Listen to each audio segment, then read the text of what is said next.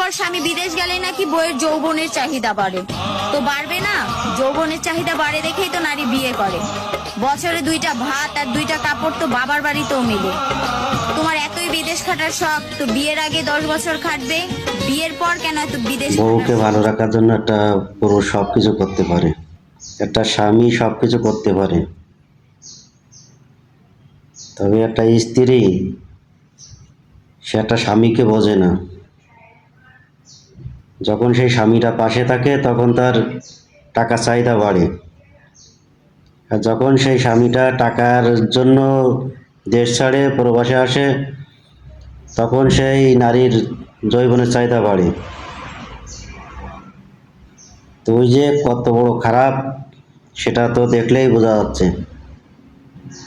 তোর মতো নারী যে কতটা ভালো হইতে পারে সেটা দেখলেই বোঝা যাচ্ছে। আমার তো মনে হয় তুই অনলাইনে ইমোর ব্যবসা করিস, অনলাইনে তোর ইমোর ব্যবসা আছে, সেইটা করে বেড়াস। এখন হয়তো এই প্রবাসীরা ঈদের খরচ দিচ্ছে দেশে পরিবারের, সেই জন্য তোর হয়তো ওই দিক থেকে ব্যবসা কম হচ্ছে, যার জন্য এরকম বাজে মন্তব্য করে বেড়াচ্ছি প্রবাসী নিয়ে। টেনশন করিস না, ঈদ চলে গেলে আবার তোর ব্যবসা বাড়বে। ঈদ চলে গেলে আবার তুই ইমোর ব্যবসা করে খাইতে পারবি।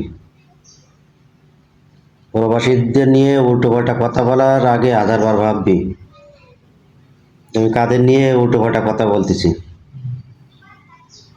কথাটা মাথায় রাখিস।